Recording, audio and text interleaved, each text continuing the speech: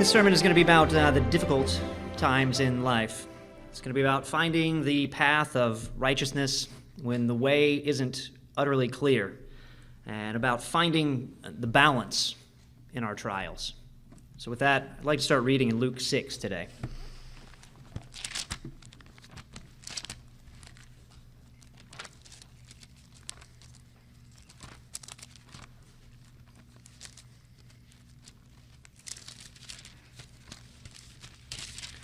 Luke chapter 6, we're going to start down in verse 22. Luke 6, down in verse 22. Blessed are you, when men shall hate you, and when they shall separate you from their company, and shall reproach you, and cast out your name as evil, for the Son of Man's sake. Rejoice you in that day, and leap for joy, which is not easy to do, right? For behold, your reward is great in heaven, for in like manner did their fathers unto the prophets. But woe unto you that are rich, for you have received your consolation. Woe unto you that are full, for you shall hunger.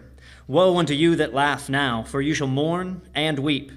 Woe unto you, when all men shall speak well of you, for so did their fathers to the false prophets. But I say unto you which hear, love your enemies, do good to them which hate you. Bless them that curse you, and pray for them which despitefully use you. And unto him that smites you on one cheek, offer also the other. And him that takes away your cloak, forbid not to take away your coat also. Give to every man that asks of you, and of him that takes away your goods, ask for them not again. And as you would that men should do unto you, do you also to them likewise. For if you love them which love you, what thank have you? For sinners also love those that love them. And if you do good to them which do good to you, what thank have you? For sinners also do even the same. And if you lend to them of whom you hope to receive, what thank have you? For sinners also lend to sinners to receive as much again. But love you your enemies, and do good, and lend, hoping for nothing again. And your reward shall be great, and you shall be the children of the highest. For he is kind unto the unthankful and to the evil. Be you therefore merciful, as your Father also is merciful. Switch gears. Today I'm mainly going to talk about Saul and Jonathan, if you will. Some background. Saul is the first king of Israel. You probably know that. You know, the period of Judges, after the leadership of Joshua was a pretty chaotic time.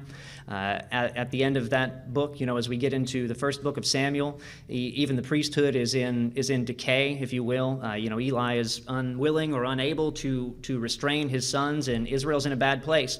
Thankfully, Samuel comes along, and he's a righteous man, and he is an honest judge. And you hear that report from the people of Israel. However, as Samuel got older, and his sons didn't follow exactly. They were also judges set up in the land, but they said, they're not quite right. They tend to pervert judgment or take bribes, play favorites, whatever it may have been. They said, we don't want to do that. Maybe we don't want to go back to, we don't want it to be like this. We don't want to go back to chaos and all that. And they asked for something that they shouldn't have asked for. Really, they asked to have a king. This was against God's desires for the nation. He wanted them to be different, to be set apart, to be a nation of laws and principles.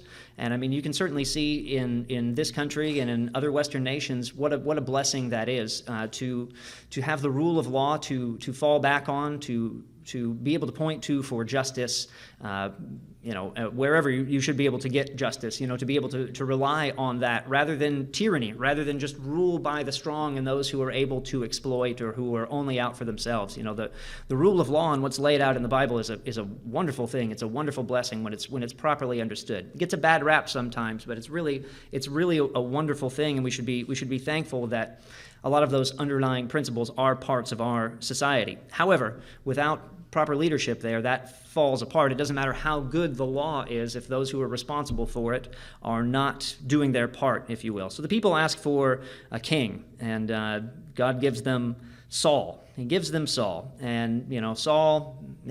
Saul's a sad story, and we're gonna break into the story here. You remember that he was very tall, maybe, but that he didn't get off to the best start. And where we're gonna pick up this story is in 1 Samuel 14. If you'd like to turn back there.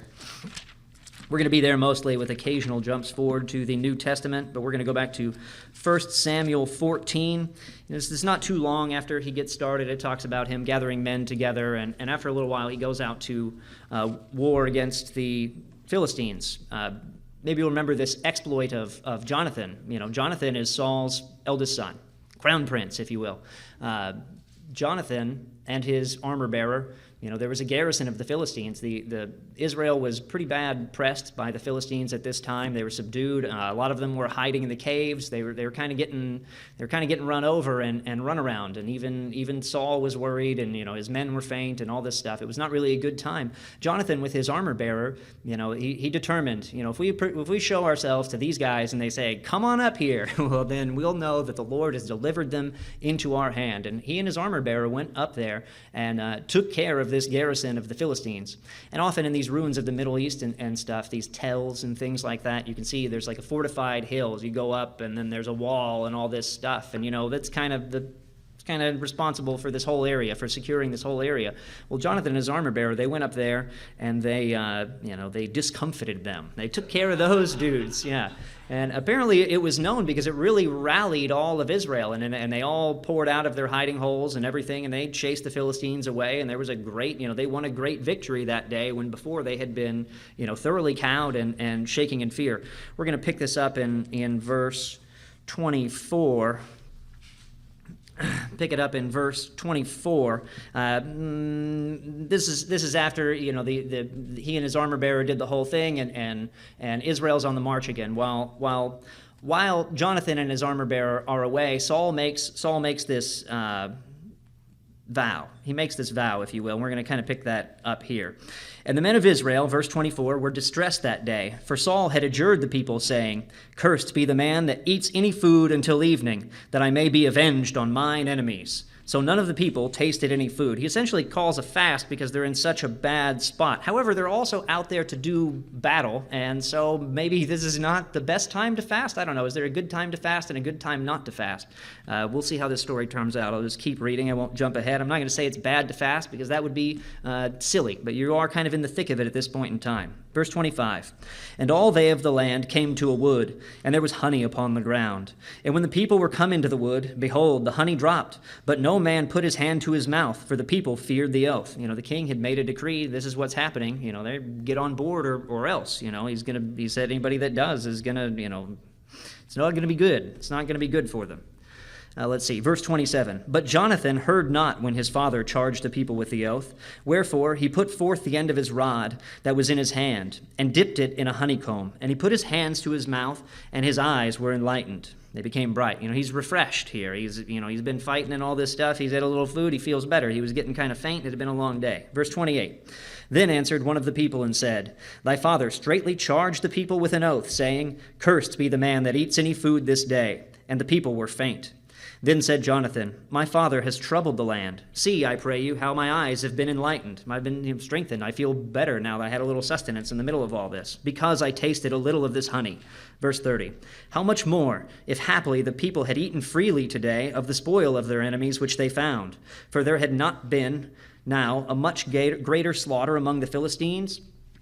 There had not been a much greater slaughter had they been able to eat, had their faintness from fasting, not eating and drinking, when you're in the middle of a battle and you're under all this stress and stuff, how are you supposed to chase and pursue and fight with your enemies all day long? Let's jump down to verse 43.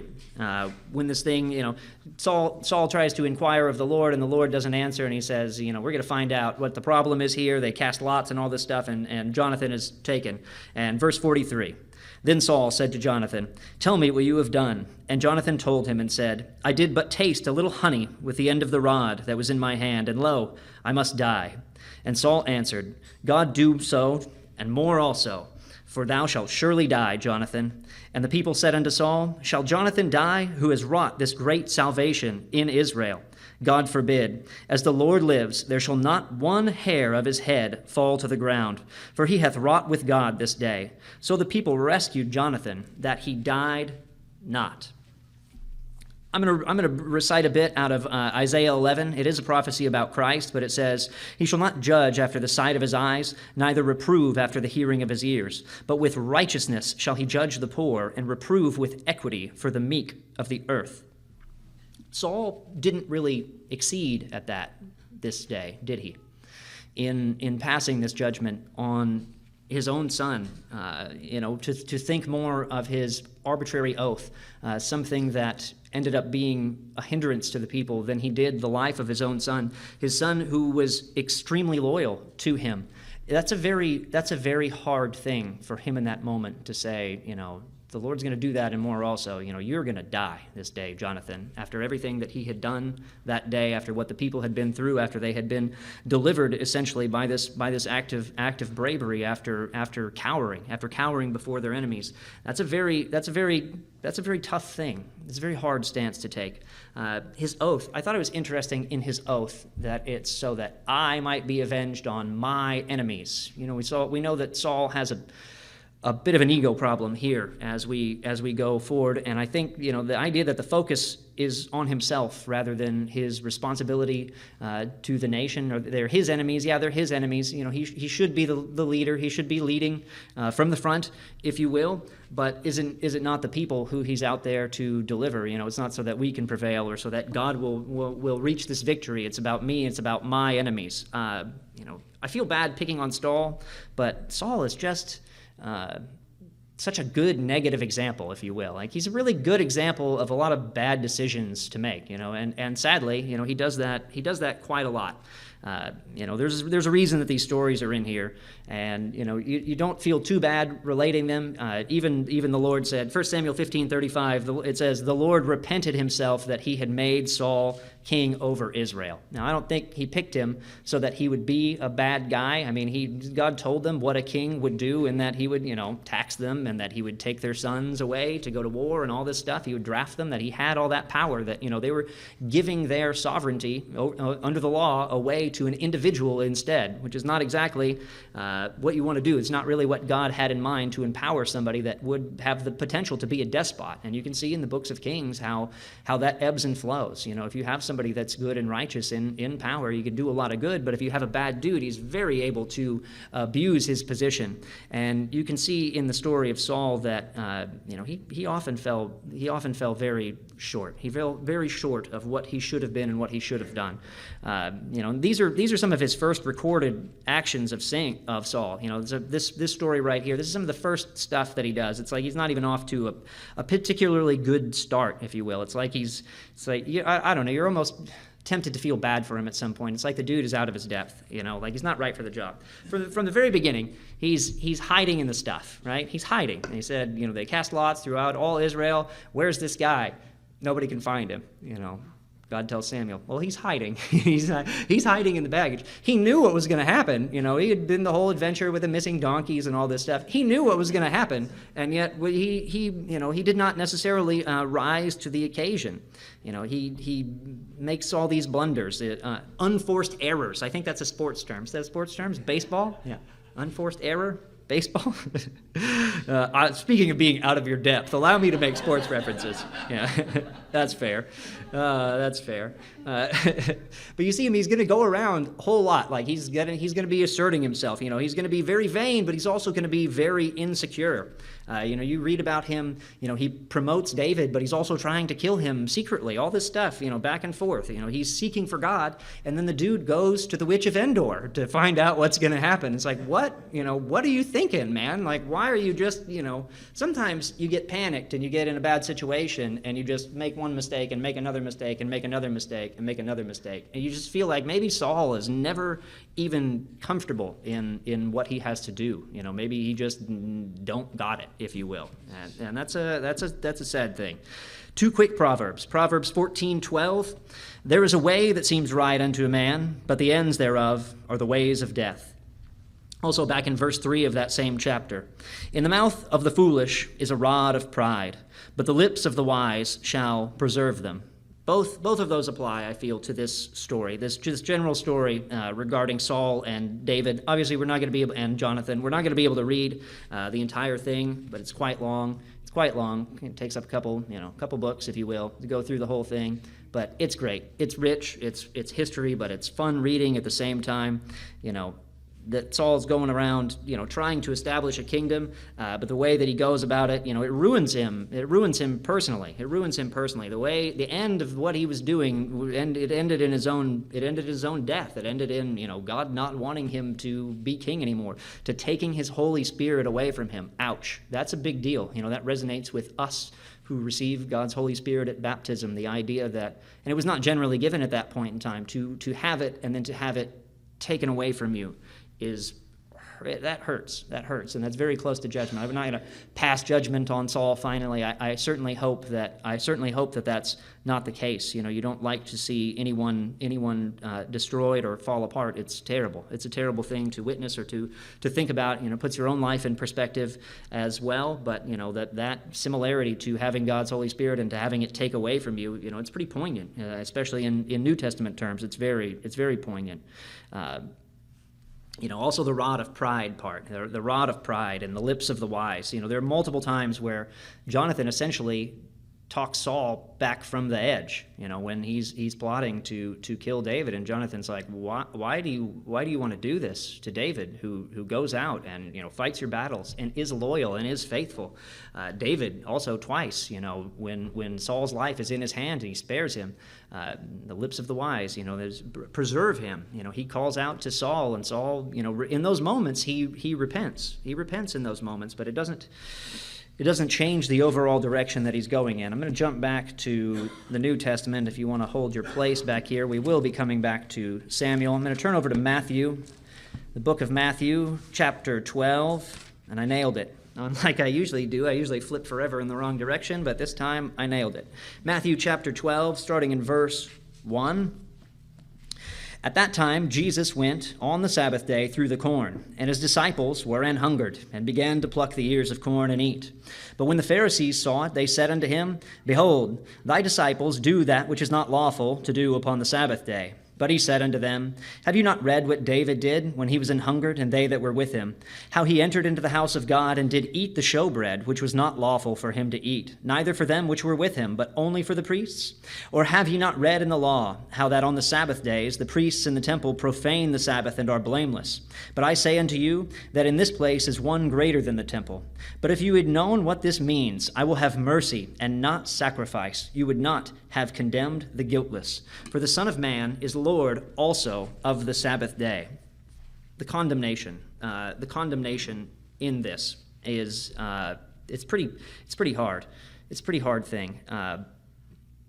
The Pharisees were so busy trying to establish their own righteousness through outward displays, through rigorous law keeping. And sure, we can give them a lot of the benefit of the doubt because a lot of them were the first ones to be converted. They had a lot of knowledge, but they definitely lost sight of the bigger picture. And that is a lot of Christ's ministry is restoring that, is adding that element of mercy that God doesn't, if God just desired to wipe out wickedness the first time it raised its head, there wouldn't be any people. There wouldn't be any point in doing this at all. We can think of the law as being harsh or very cloistering or whatever, but the goal of it is reconciliation. It is the preservation of righteousness. It does make a way back into God's good graces, something that, a way for people to feel reconciled. And, you see that in the holy days and the symbolisms and then many of the sacrifices and things like that. Christ opened that up. He made that much more clear, outside of this very exclusive system. That's something that they missed. Similarly, Saul was so busy trying to establish himself as king that his responsibilities to God and the people were overlooked. We can't allow ourselves to fall into that same trap that it becomes all about our righteousness or our vanity. The same account that I read in Matthew in Luke 6, it includes the story of Christ healing somebody's withered hand on the Sabbath, and it says the Pharisees were filled with madness, and it drove them. To what are we going to do to this guy? As he healed somebody, how dare he do that? That's pretty amazing. But you see the same kind of attitude in Saul when David begins to rise and he begins to become popular, that it just drives him crazy, in the same way that the Pharisees may have been jealous of Christ, jealous of his popularity, jealous of his ability, of his connection to God. They couldn't do those things. The people weren't flocking to hear him. When after the story of Goliath and they come back, it talks about the women singing the songs, Saul has slain his thousands and David his 10,000s, and Saul's like, wait a minute. Wait 1 minute, I'm the king here. Why are they giving him 10,000s and they're giving me thousands? What is wrong with this picture? Well, whose fault is that? Whose fault is that? You read the beginning of the stories of Saul's kingship. You read about exploits from Jonathan discomfiting this garrison, being very bold, striking against, their enemies, the people that were oppressing Israel. You read about David being the only one, this little guy, the only one that's willing to go stand up to Goliath, the Philistine. Where's Saul? He's the king. He's the anointed one. What's he doing? Sitting in the back, letting it go on. What's Jonathan doing? You could say the same thing about Jonathan. What's Jonathan doing, though? I'm going to bring out Jonathan's character. I think it's quite good in this, but where does that responsibility really lie? Why should it be left to this one? And why? So why were the Pharisees so unpopular? In the same reason, why was David so popular and Saul not? Why was Christ so popular and the Pharisees were not? They weren't really, relatable. They weren't really getting anything done. Impossible to please. Luke 7:33 and 35. It's I'll just quote it. It's a brief recounting. Christ says, here John the Baptist, he goes out in the wilderness and he's not eating or drinking, and they're like, this dude is possessed. What is he doing out there like a weirdo? Here comes Christ. He's eating with the people, and he's in the mix and talking to folks, and interacting with regular everyday people who are not perfect in any way, and they call him a glutton and a drunkard and a friend of the tax collectors and sinners. You just can't win. Christ said you can't win. You can't win. You guys aren't going to like it either way. You're just tearing. You're going to tear everything down. He finishes that quote with, "Wisdom is justified of all her children." Luke then goes on to chronicle the Pharisees' invitation to Jesus, the time where he goes into the house and the woman comes in and she washes his feet with her tears and she anoints them with oil, and the Pharisee kind of recoils and he says, if he knew what kind of woman this was, he wouldn't let her touch him at all. Maybe somebody read this recently. I'm not sure. Just listen to the letter offer, my grandfather's sermon. This one that we just put in the mail is called "What is a Pharisee?" and it may cover this, and that was this and something that Stan quoted a couple weeks ago about Joab, I think, taking Jerusalem or something, kind of set me on this line a while back, and that's sort of what I had in my mind. So maybe I'm pulling off of that. But this woman, he knew what kind of woman it was that was in here. But the Pharisee had slighted him. It said, he hadn't given him, he hadn't treated him with the proper courtesy. He had not given him anything to wash his feet or anything like that. And so then he's going to criticize, the fact that this woman's in here at all doing this, and, how dare you allow her to even touch you? But Jesus wasn't like that. He wasn't very holier than thou, even though he was most assuredly holier than thou and thee and thy, whoever, me too, right? He did not act that way. He was not aloof in that manner. And in Luke 7:47, he said about this woman, after talking to the Pharisee, he said, "I say unto you that her sins, which are many, are forgiven, for she loved much. But to whom little is forgiven, the same loves little." It's pretty strong. We can't really afford to have that attitude, to have that hard-hearted, that lack of loving, that lack of a merciful attitude that is really the essence of Christ's ministry. And, back to our story about Saul and Jonathan and David, that's a pretty hard thing. Saul is going to put to death his son, who was not there to hear his oath being taken, and who had been off fighting the battles for all the people. How are you going to turn around and condemn him to death for something that he's completely ignorant of, that he transgresses in innocence? That is not righteous judgment. That's according to the sight of the eyes and the hearing of the ears. That's making a snap. You're done. You did what I said not to do. You're done. Right now, right here, I'm going to end it for you. We're going to jump back to the story of Saul. We're going to go forward a little bit to when David is fleeing for his life. In 1 Samuel 21, starting in verse 1. 1 Samuel 21, starting in verse 1. What we're doing is we're going back to this story that we read in Matthew about David eating the showbread, which it said was not lawful, and so on. So we're going to jump back to that in 1 Samuel 21, starting in verse 1. He's fleeing for his life at this point in time. He's escaped. He knows that Saul is after him. He's out of there. He's running. And so then David came to Nob, to Ahimelech the priest. And Ahimelech was afraid at the meeting of David, and said unto him, Why are you alone, and no man with you?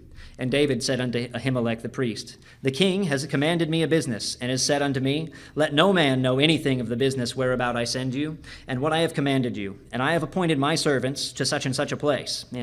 Christ makes it like David is not alone here. He's going to get a large quantity of bread and all that stuff. Does he have allies? Does he have people that are following him? Anybody that's, maybe his personal guard or his contingent or anything like that? He says he's alone. Is he alone in the city? Are they actually going to meet him somewhere? Is he going to meet up with other people? I don't know for sure. I'm not trying to get to the bottom of that right now. I'm just trying to tell this story, but I want to mention that in passing. He says he's alone, right? Verse 3, Now therefore, what is under your hand? Give me 5 loaves of bread in my hand, or what there is present. And the priest answered David and said, There is no common bread under my hand, but there is hallowed bread, if the young men have kept themselves at least from women. And David answered the priest and said unto him, Of a truth, women have been kept from us about these 3 days since I came out, and the vessels of the young men are holy, and the bread is in a manner common, yea, though it were sanctified this day in the vessel. I like the difference. If you kept yourselves from women, and David says, women have been kept from us these few days.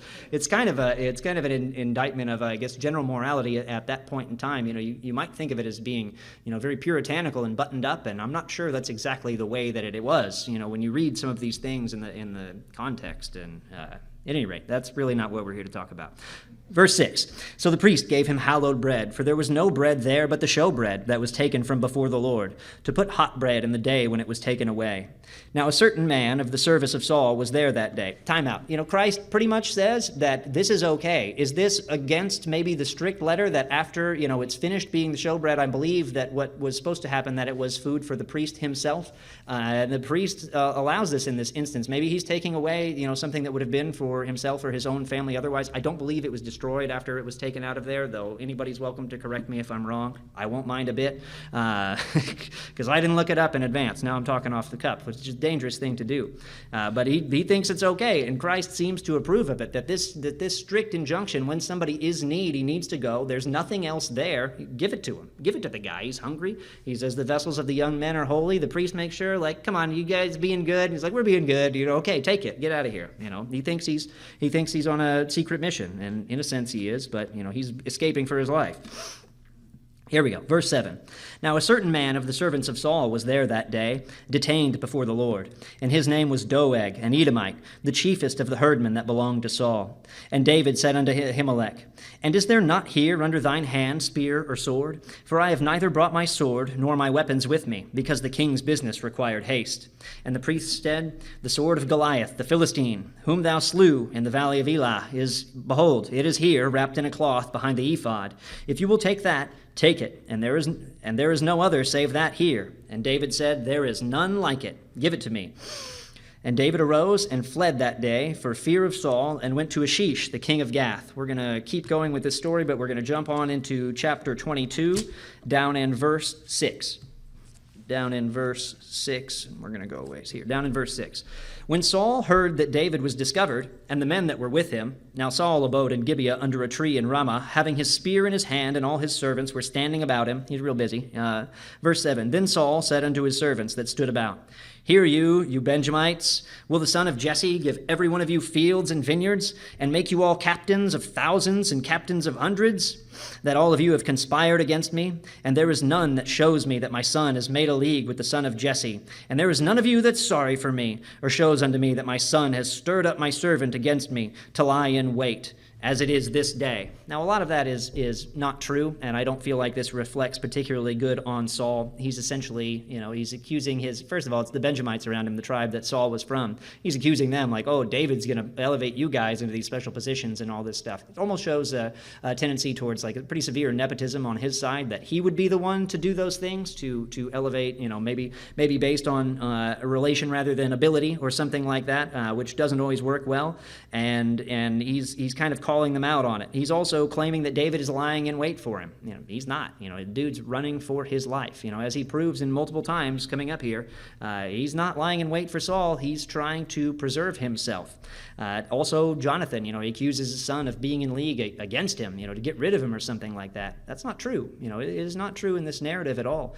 Jonathan is really looking out for what's right. His preservation of David is not selfish in any way. It's very much according to the truth and what's right, and to prevent his father from carrying out this terrible thing. And Saul's in a really bad, he's not in a good place at this point in time. Verse 9.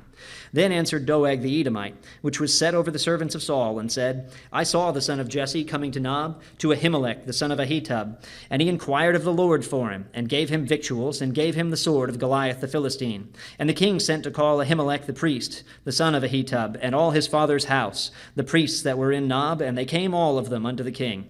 And Saul said, Hear now, thou son of Ahitub. It's a long I see it now in my pronunciation. And he answered, Here I am, my lord. And Saul said unto him, Why have you conspired against me, you and the son of Jesse, in that you have given him bread and a sword, and has inquired of God for him, that he should rise against me to lie in wait, as at this day? Then Ahimelech answered the king and said, And who is so faithful among all thy servants as David, which is the king's son-in-law, and goes at thy bidding, and is honorable in thine house? Did I then begin to inquire of God for him? Be it far from me. Let not the king impute anything unto his servant, nor to all the house of my father. For thy servant knew nothing of all this, less or more. And he didn't. He was totally innocent. And did he inquire of the Lord for him? No. The sword was under the ephod. I don't know. Maybe Doeg got the wrong idea, but Doeg puts this idea in his mind that, he's part of this conspiracy against Saul. Saul's getting a little paranoid at this point in time. Verse 16, And the king said, Thou shalt surely die, Ahimelech, thou and all thy father's house. And the king said unto the footmen that stood about him, Turn and slay the priests of the Lord, because their hand also is with David, and because they knew when he had fled, and did not show it to me. But the servants of their king would not put forth their hand to fall upon the priests of the Lord. And good for them. That's a terrible and a brutally hard thing to do. And the king said to Doeg, Turn thou, and fall among the priests. And Doeg the Edomite turned, and he fell upon the priests, and slew on that day 85 persons that did wear a linen ephod. 85 people, 85 priests. And Nob, the city of the priests, smote he with the edge of the sword, both men and women, children and sucklings, and oxen and asses and sheep with the edge of the sword. And one of the sons of Ahimelech, the son of Ahitub, named Abiathar, escaped and fled after David. And Abiathar showed David that Saul had slain the Lord's priests. And David said unto Abiathar, I knew at that day, when Doeg the Edomite was there, that he would surely tell Saul, I have occasioned the death of all the persons of thy father's house. Abide thou with me, fear not, for he that seeks my life seeks your life. But with me you shall be in safeguard. That's brutal. That's unimaginably horrible.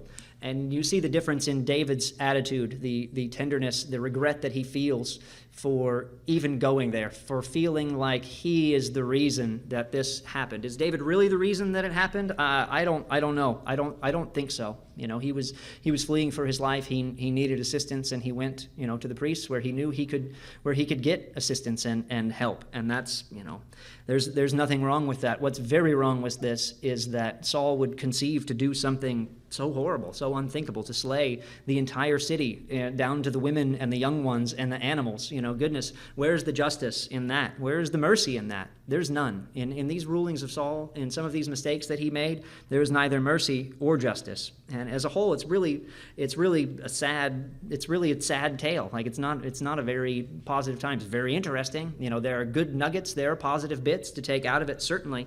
But taken as a whole, it's kind of sad. I would like to single out Jonathan, though.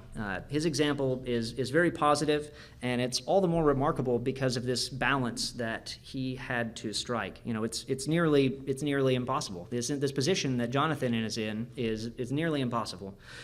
We touched on him almost being put to death for breaking Saul's oath, the fast that he didn't know about, for eating honey. And as you went by, as it dropped through the woods, it's land flowing with milk and honey. Obviously, it was actually flowing with honey. If you could just get some and eat it, pretty amazing.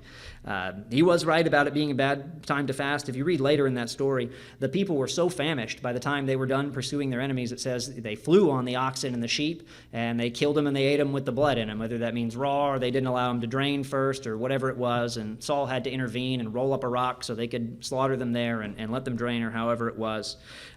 What's really remarkable about Jonathan, though, is that he stayed loyal to his father. He stayed loyal to Saul the king throughout his entire life. He didn't turn against him, even though, Saul tried to kill him, and even though he was often wrong, way out of line about other things, such as this incident that we just read, which is maybe the epitome of horror, to slaughter all the priests of the Lord and their children and their animals. It's pretty sick to even consider, and yet for all that, the fifth commandment, Jonathan did not turn against his father. He appreciated David for his strength. He appreciated David for his faith. It's easy to pass over in the story of David and Goliath. It's easy to pass over Jonathan's role in that. After David slew Goliath, we read about Jonathan being the one that rewarded him. And yet, when he was out and about, when David first gets there and he hears what the reward is going to be. The king talks about, he's going to be enriched. He said, what's going to happen to the man who takes care of this Philistine? He said he's going to be enriched. He's going to be rewarded by the king. He's going to get to marry the king's daughter. That's made a prince. Essentially, you marry into the king's family and you're a prince. And he will also make his father's house free. What does that mean? From required service, from taxation, whatever it is that Saul is laying on the people, whoever takes care of this, is going to be set free compared to the other people in Israel at that point in time, not face the same burdens, whatever they were, that Saul was going to lay on them. I'm going to read a couple verses here in Samuel 18, starting in verse 1. And it came to pass, when he had made an end of speaking unto Saul, this is David speaking to Saul after slaying Goliath, that the soul of Jonathan was knit with the soul of David, and Jonathan loved him as his own soul. And Saul took him that day, and would let him go no more home to his father's house. Then Jonathan and David made a covenant, because he loved him as his own soul. And Jonathan stripped himself of the robe that was upon him, and gave it to David, and his garments, even to his sword, and to his bow, and to his girdle. This is kind of a big deal. Jonathan is the one rewarding David at this point in time. And what's this that Jonathan is the one that gives him these things? This is the crown prince stuff here, okay? This is a pretty big deal, and especially in that kind of culture, these accoutrements are special. Were they made specifically for Jonathan? It says the only people that had swords in their entire army were Saul and Jonathan, and here Jonathan gives all the stuff away. Is he just amazingly impressed? Does he feel like, man, maybe that should have been me out there, and I lacked the courage to step up and do it. But this guy, good grief, this dude's got faith and courage and bravery, and we need a champion like this. We need somebody like this on his side. And he loves him. He loves that he's that, that he's that kind of guy that would put himself on the line like that. I not to digress, but I feel like in these promises, David saw his destiny in that a little bit. He had been anointed when he was just little to be the king of Israel, and you wonder, he's the little guy. He's out there tending the sheep. And even when he gets there to where Goliath is, he's on an errand to bring his big brother's food and stuff like that from his dad. He's not in position to take over, Israel or anything, not even almost. And he sees in this moment, there's a giant, everybody's afraid. Whoever takes care of this is going to marry the king's daughter, and he's going to be a rich captain and all this stuff. And he's probably like, well, that's it. Obviously, this is what I'm supposed to do. If this, to take hold of that promise, that anointing that he received from Samuel, and to run with it, essentially to run towards that battle, to take hold of that. This is very brave and very bold, and it's very much an act of faith, I would say, to run out and do that. What happens? What happens after this?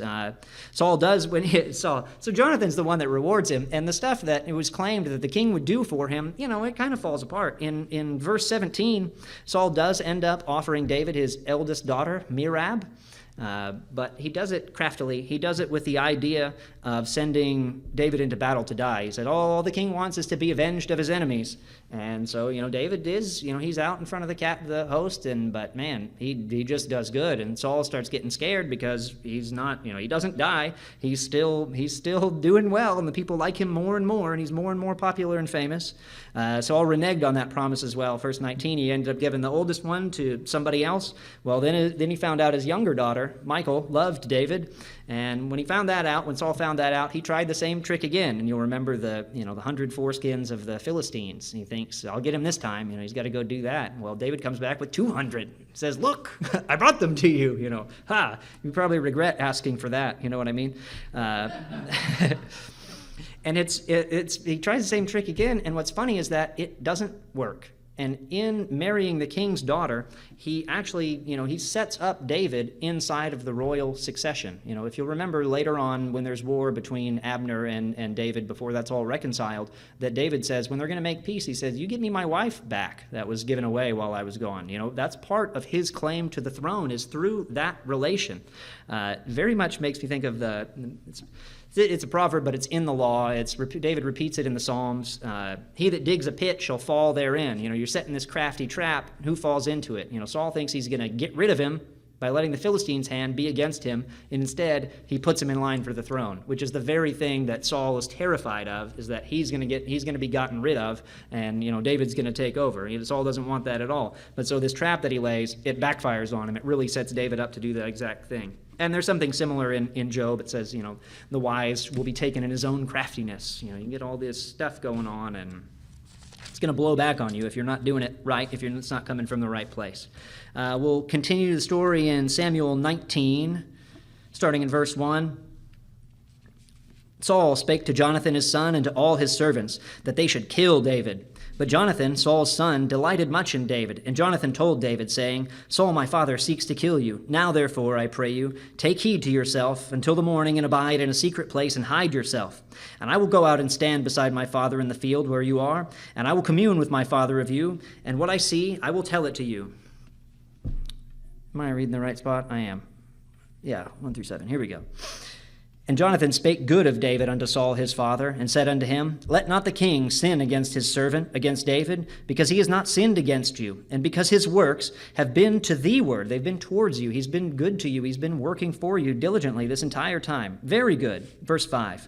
For he did put his life in his hand, and slew the Philistine, and the Lord wrought a great salvation for all Israel. Thou sawest it, and you did rejoice. Wherefore then will you sin against innocent blood, to slay David without a cause? And Saul hearkened unto the voice of Jonathan. And Saul swore, As the Lord lives, he shall not be slain. And Jonathan called David, and Jonathan showed him all those things. And Jonathan brought David to Saul, and he was in his presence, as in times past. If Jonathan had been a crafty, vain, or self-concerned guy, would it not have been easier to let Saul kill him? Obviously, we've established that Jonathan very much respects David. Jonathan did what was right, though, rather than what was convenient. This enmity between David and Saul impacted Jonathan very much so. And not just his relationship with his father, the king, but also, his own advancement. He could very easily have shared Saul's view. Oh man, like if David is established, I'm done for. It's me that's supposed to be the king next. And he didn't take that view. He rejoiced that David was a good man and that did right. And more than that, Jonathan in this instance is very much a peacemaker. He's trying to smooth things over. He's trying to restrain Saul from this terrible sin, and he's trying to keep David in service for the good of the nation, because David is going out and he's, kicking you-know-what and taking names everywhere that he goes. And that's been, Israel's been on the back foot for a while at that point in time. Those efforts were good and right, but they really only brought him trouble. We're going to jump over to chapter 20.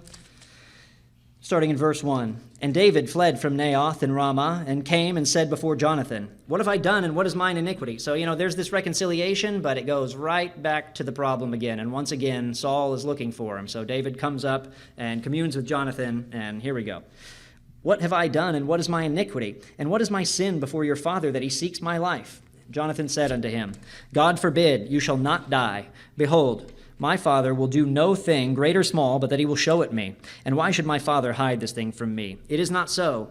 And David sware moreover and said, Thy father certainly knows that I have found grace in your eyes. And he said, Let not Jonathan know this, lest he be grieved. But truly as the Lord lives, and as thy soul lives, there is but a step between me and death. And so they agree, and they say, well, okay, Jonathan agrees, we're going to figure this out. Like, what do you want to do?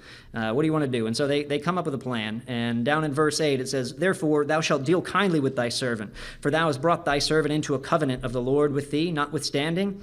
If there be in me any iniquity, slay me thyself. David says to Jonathan, if I'm doing anything wrong, you slay me. That's not what I'm trying to do.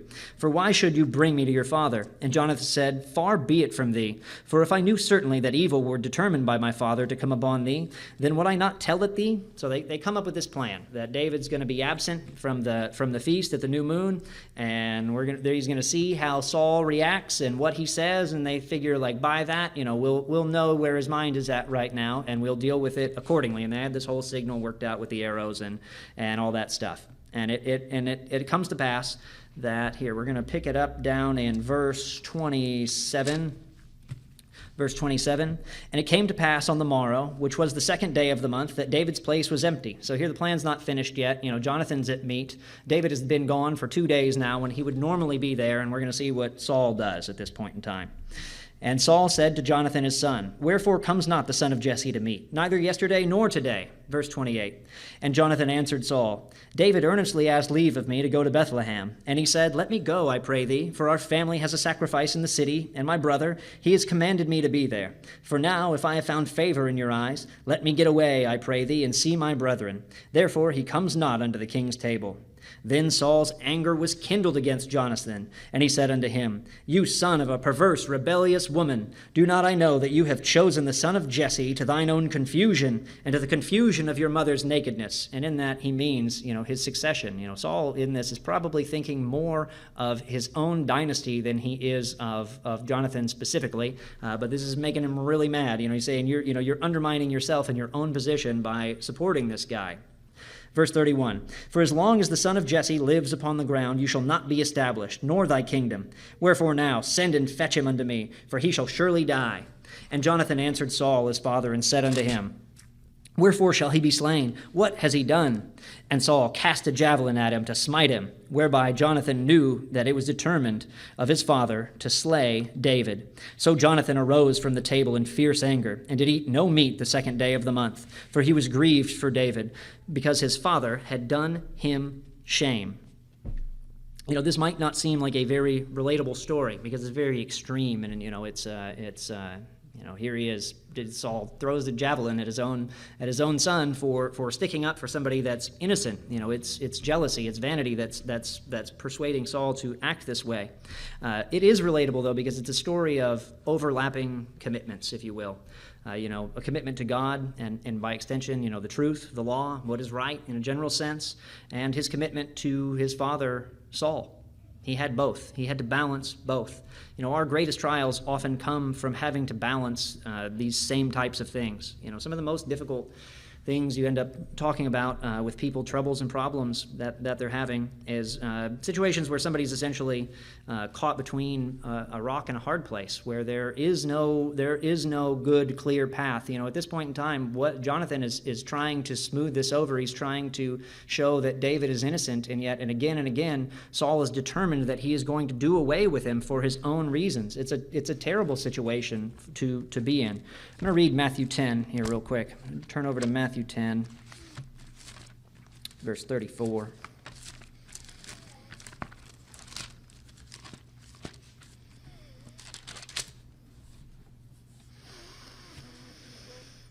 Matthew 10, verse 34. Jesus is speaking. He says, Think not that I am come to send peace on earth. I came not to send peace, but a sword. For I am come to set a man at variance against his father, and the daughter against her mother, and the daughter-in-law against her mother-in-law. And a man's foes shall be they of his own household. He that loves father or mother more than me is not worthy of me. And he that loves son or daughter more than me is not worthy of me. And he that takes not his cross, or his stake, his burden, Christ's burden unto death, you can take it that way, and follows after me is not worthy of me. He that finds his life shall lose it, and he that loses his life shall find it. He that loses his life for my sake shall find it. There, end it like that. Did Jonathan love God more than his father? Yes, he did. His hand was not with him in this evil when he knew that he was doing wrong. He risked his life. He had a javelin cast at him for, standing up for David, for proclaiming his innocence, because David was innocent. That was the truth. You can't say anything other than the truth in these instances. But did he also love his father and honor him as God commands? He absolutely did. There's only a conflict. There's only a conflict of this type when this person that you love is trying to pull you away from God or trying to make you participate in something that's totally wrong, like what Jonathan faced. Saul would have probably preferred if he was like, yeah, Dad, he trusts me. I'll bring him right in here. You get him with the javelin, it's over. But can he do that? He cannot do that because it is wrong. It is against the law. Again and again, Jonathan proclaims that he is innocent. Like, why are we going through this? And we get put in those situations, with family members or with friends or with a job, or you have this responsibility for God, and yet you have something that is very, very close to home, something that, you can't get rid of your parents or your children or, your spouse or your job very easily, sometimes, and you get put in these tough situations where you're trying to get pulled the wrong way. Jonathan probably wondered, why in the world is this happening to me? Why does it have to be this way? It seems so futile. It seems so useless when you see it. Why do you set yourself up against this loyal guy who is your main champion when he's not conniving against you, which David proves again and again that he is not out to take Saul's life or his position. David respects him very much and honors him as his father-in-law.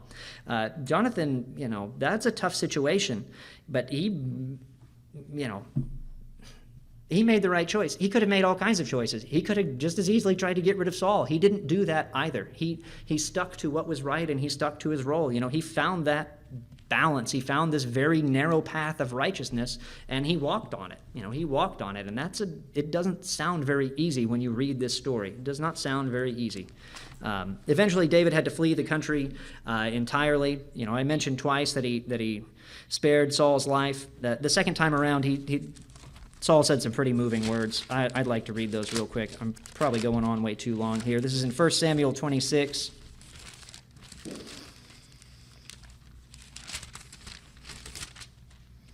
First Samuel 26:21.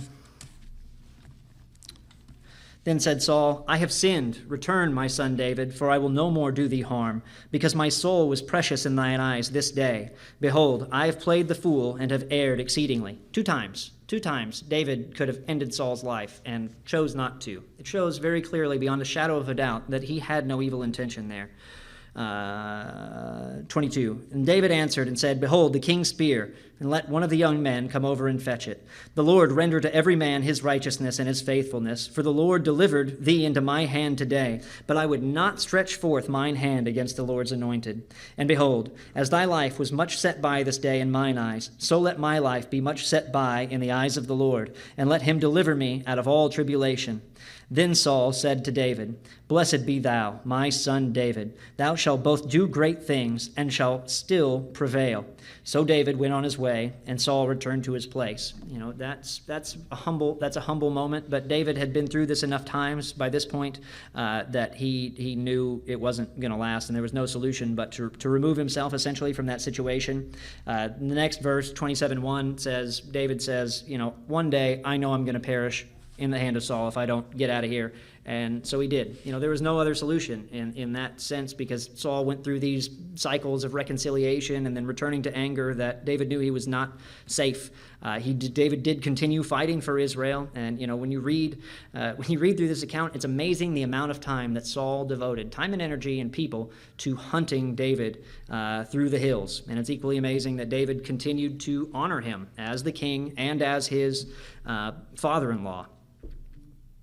and as his father-in-law. We're going to read about Saul's death here just to put a cap on this story. 1 Samuel 31,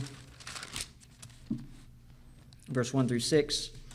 Now the Philistines fought against Israel, and the men of Israel fled from before the Philistines, and fell down slain in Mount Gilboa. And the Philistines followed hard upon Saul and upon his sons, and the Philistines slew Jonathan and Abinadab and Melchishua, Saul's sons. And the battle went sore against Saul, and the archers hit him, and he was sorely wounded of the archers. Then said Saul unto his armor-bearer, Draw thy sword, and thrust me through therewith, lest these uncircumcised come and thrust me through, and abuse me. But his armor-bearer would not, for he was sore afraid. Therefore Saul took a sword, and fell upon it. And when his armor-bearer saw that Saul was dead, he fell likewise upon his sword, and died with him. So Saul died, and his 3 sons, and his armor-bearer, and all his men, that same day together. That's very sad. Afterwards, the armies of Israel flee.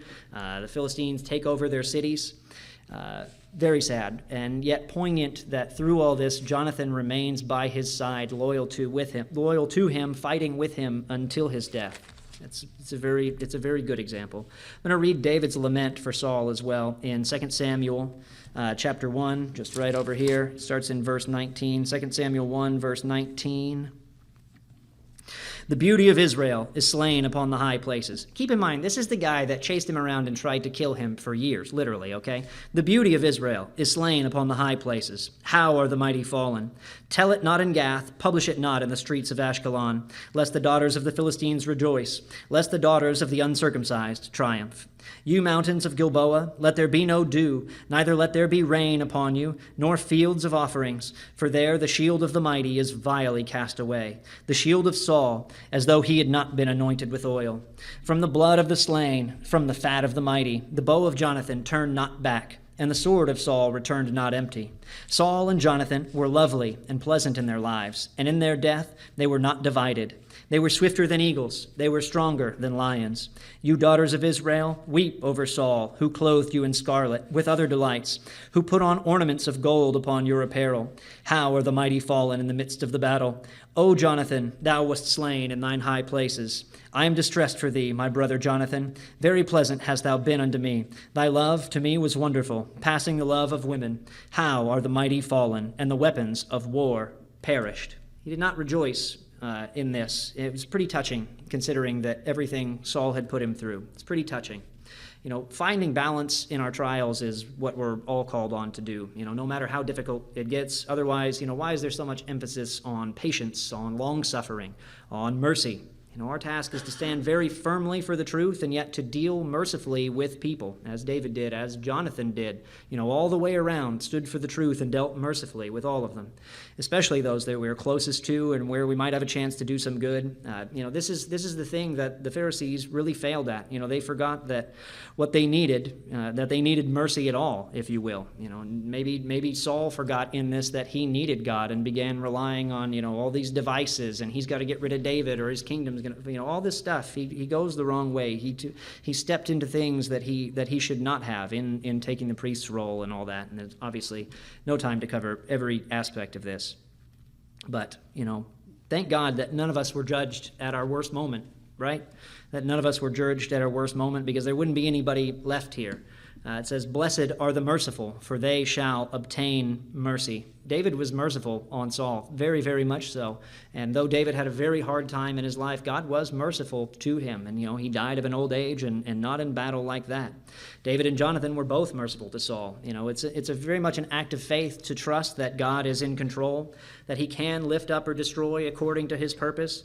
And, one of the most powerful lessons in the story of David and in his trust and in his faith is to not get ahead of God. He didn't take it upon himself to get rid of Saul, even though he had the opportunity multiple times, to be firm and steadfast in what's right, but to do that with meekness and humility. And so I'm going to close with Psalm 25, starting in verse 6.